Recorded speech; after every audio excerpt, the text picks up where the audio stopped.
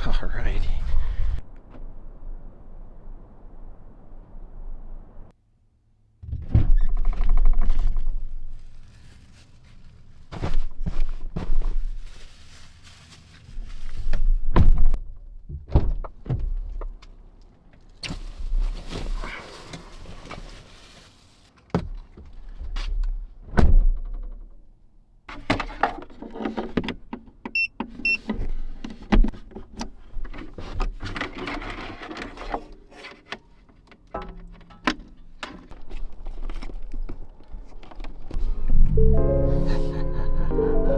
Alrighty, so here we are heading to Montana to pick up the Go Fast camper.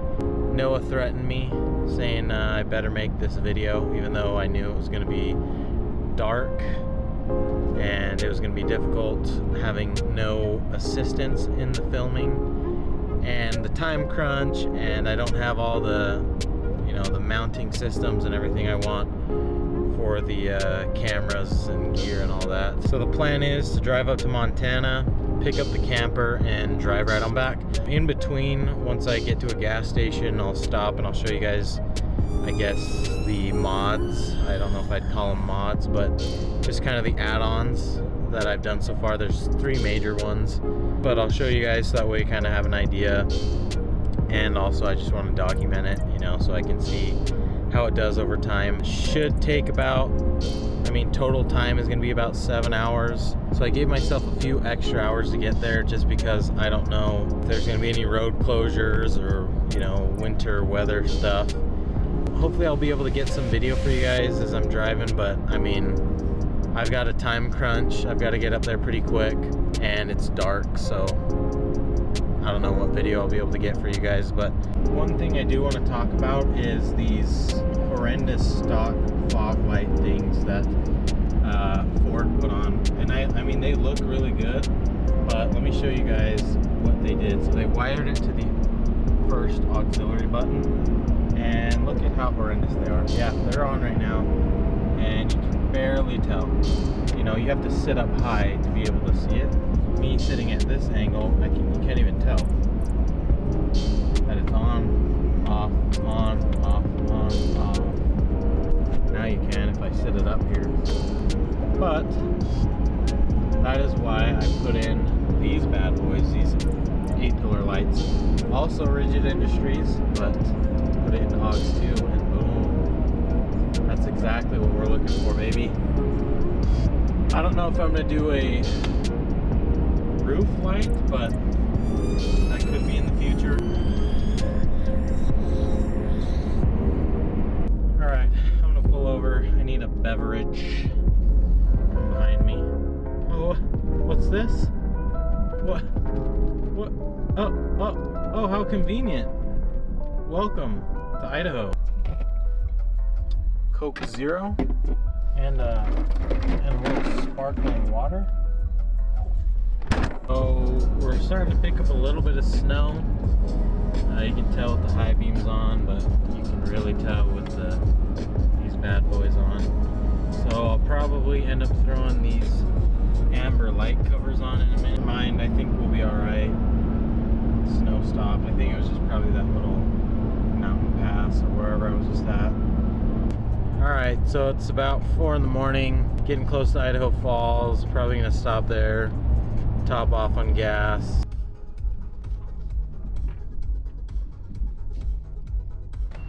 Alright, so I just saw a sign that said that there's a road closure 30 miles ahead. It says that I-15 northbound is closed. That's no good because that means we gotta go all the way around, but at least we still got some time to be able to make up.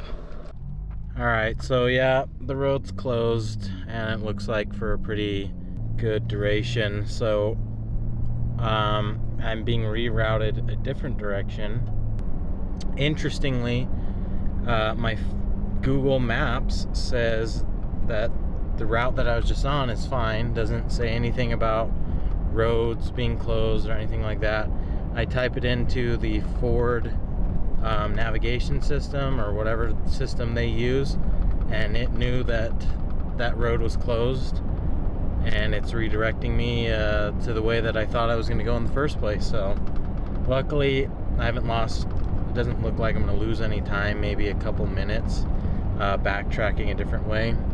So should still have plenty of time in case there's other road closures in the Yellowstone area. And I'm actually excited. I wanted to go I-15, looked like it was going to be a straight shot quicker, but rather go to Yellowstone, go through Yellowstone, because I've never been there.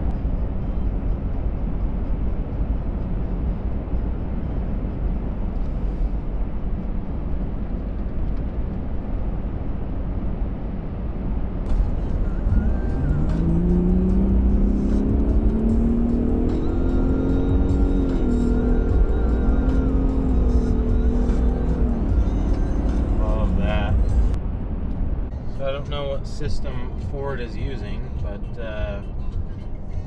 they've been pretty accurate so far with their construction and whatever warnings and things like that.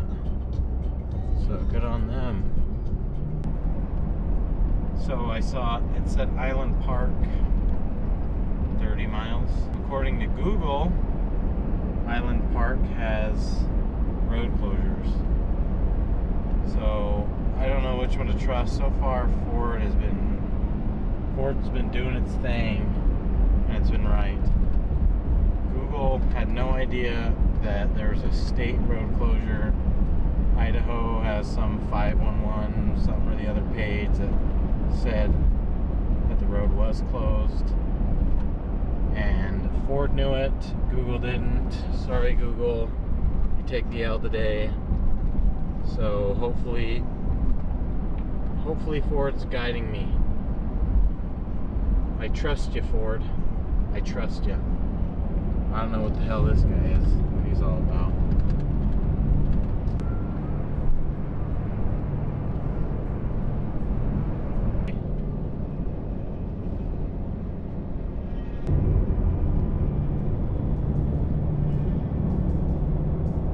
Alrighty, hit a patch of black ice or something, and I was yawing left and right. That was, whew. Oh, I thought I was gonna freaking roll or crash, dude. Oh, goodness gracious, I'm so glad that this car is, oh, that was scary. That was absolutely scary. I was just fishtailing back and forth, maybe 2-3 times. I'm thinking, hit the brake, don't hit the brake, hit the brake, don't hit the brake. Body wants to hit the brake, but I just tapped it just a little bit, got off of it, and then let it do its thing. And luckily, we're still going. That scared the crap out of me. Kinda needed that, so I'm glad. Again, Island Park is up ahead. Don't know if Island Park is going to be closed, and that's why these people are turning around up here. But we'll see. Whew. Oh, we're still moving. That's the important thing. Alright, so I felt the car fishtail a couple times now. What's hard is because it's dark, I can't tell, you know, like the grade of the road if we're up, you know, going uphill, downhill. Can kind of feel it, you know, are we banking left, banking right? It's kind of hard to tell, so it's not predictable. This guy up ahead is going pretty slow, so I think he's feeling it too. So because I've been fishtailing, I switched it into slippery and wet mode to do a 4 auto, and we'll just push through it.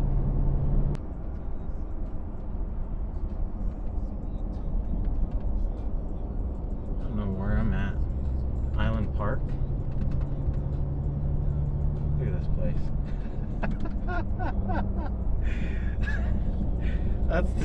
That's the driveways right there. Mounds of snow. Okay. I don't know if this guy is just telling me to slow down. Yeah, I'm kind of over this road now. I'm tired of it. 50 miles an hour, I have 0 traction. It doesn't look that bad, but it's just freaking ice. So the guy ahead of me a minute ago just made a hard right turn and stopped and pulled over, and I had to brake, and I didn't have any traction. So I mean, at least I can see far ahead, but yeah, I'm tired of this road already.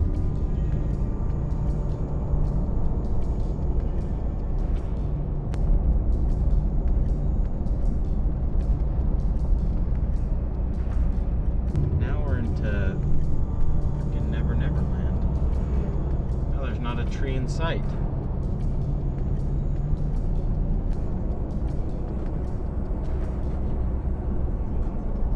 I may be getting out of this here pretty soon.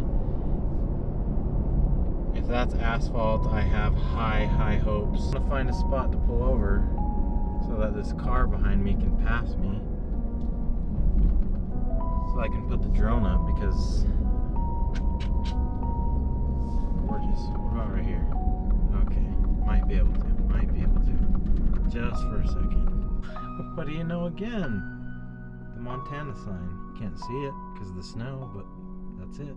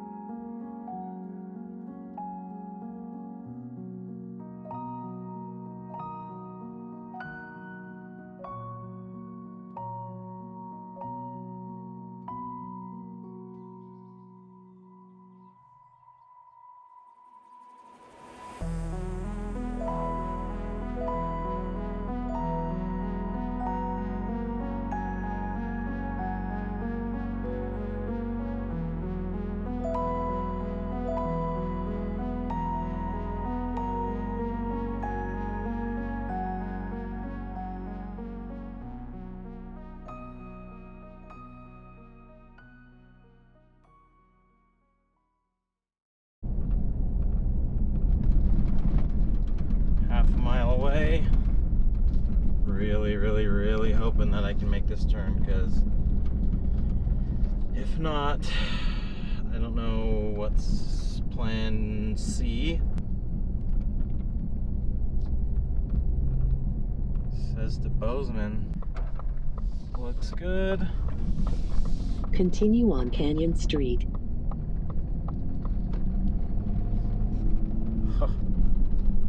I think we may be in business, baby.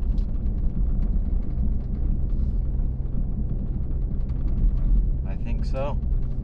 I think that's the case. Now that I can see I can see this car up here turning. I know what they're doing because I can see that. I know what kind of road I'm on. I know the direction of the road. You know, life is a whole lot better. When you're driving in the nighttime, you can't see what you're driving on. I was driving, I don't know, probably 60, 65. Had no idea that I was on freaking black ice, basically. And so I don't know if I tapped on the brake, hit a grade or something, but that's when I just started fishtailing back and forth. And holy, that was scary. I'm not out of the thick of it yet. I can feel it right now. But at least I know, and I can predict it and see it, and I'm at a good speed now, where before it just happened and I had no idea.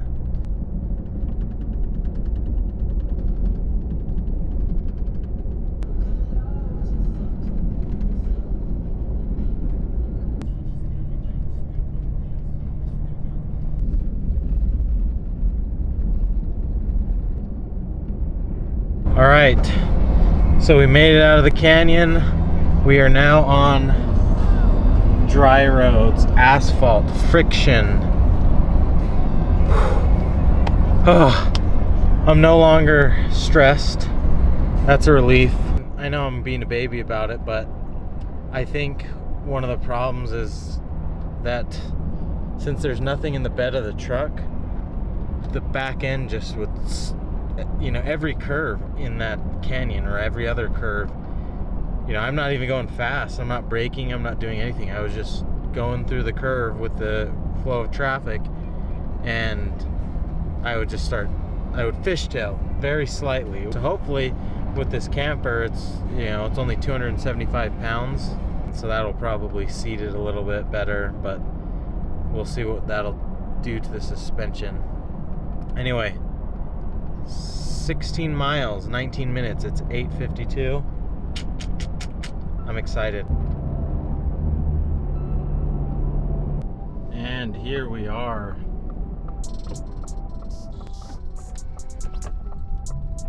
Just on time, baby.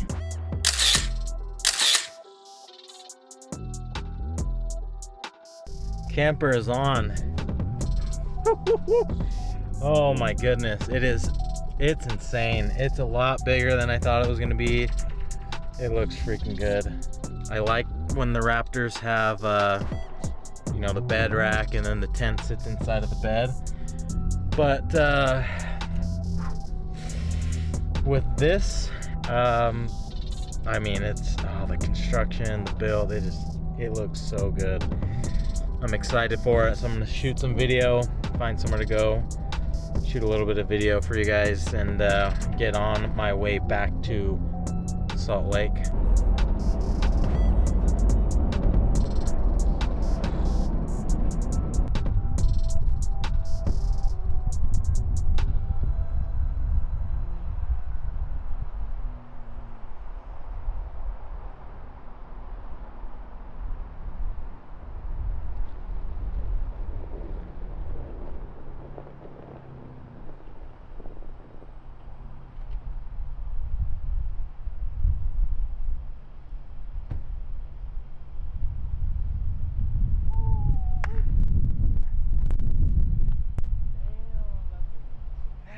Here's the first look at the Raptor with the GFC camper. Man, this thing looks bad.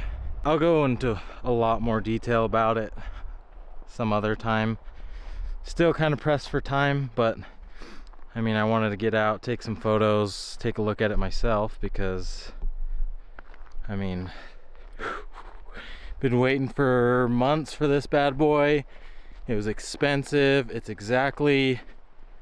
fits perfectly for what I want to do.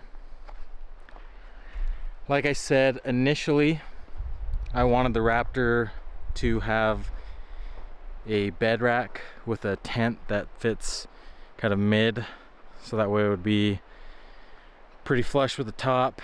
I don't usually like how the campers or whatever go above the height of the cab, but with this GFC camper I can make a major exception because of what it can do, how versatile it is, how quick it is, really.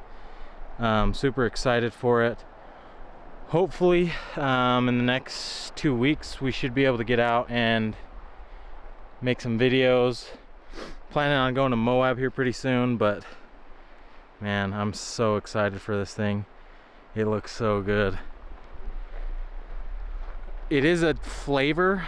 You do have to kind of like this style. Anyway, I'm still pressed for time. Gotta make it to Rexburg. Gotta make it to Salt Lake. So I'm gonna put this away and get to driving. But way more detail real soon of the GFC camper, baby.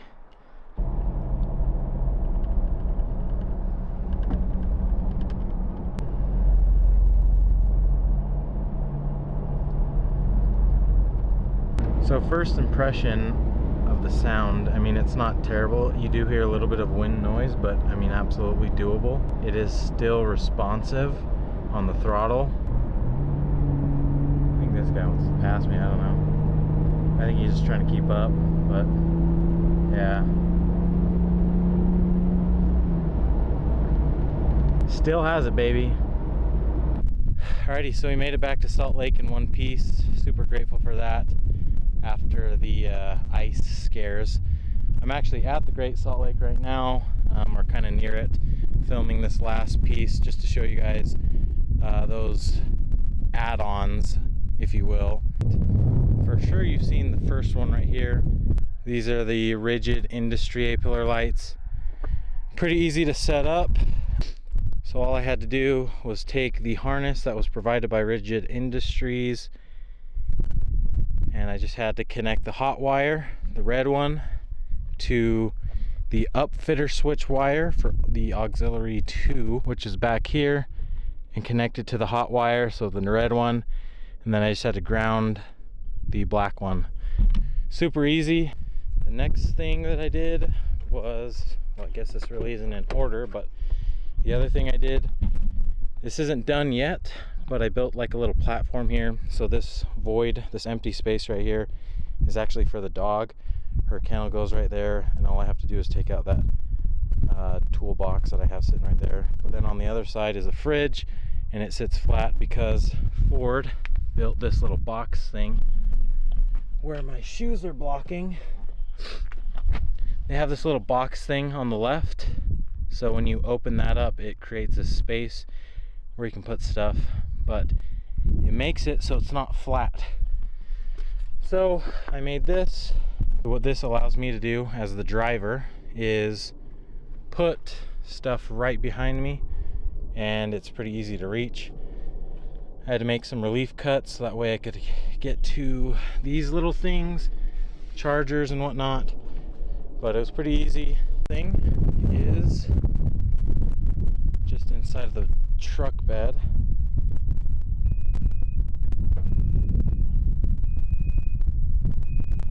Bed liner. Yeah, I know. Pretty stupid that I had to pay someone to line the bed of a $100,000 truck. Alright, so that's basically it. Those are the 3 mods that I've made so far. I wouldn't really call them mods because they don't really modify anything.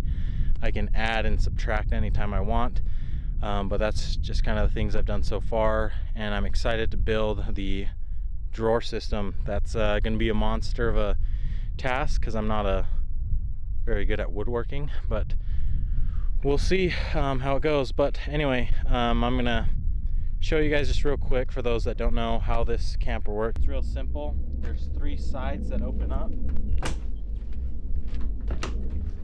that allow you access inside of the cab, or if you're sitting inside of the cab, it gives you windows so that way you can look out to whatever your view is. This one goes up, the other one goes up as well. Now this is the magic of the GFC. This is probably the reason why they named it Go Fast, because all you do is open that up, open this up, and boom, you're in. So you can take these panels out and you can access the bed. So when it's time to break down the tent, all you got to do, grab the sides, pull it down, let the air out, just tuck away the excess fabric.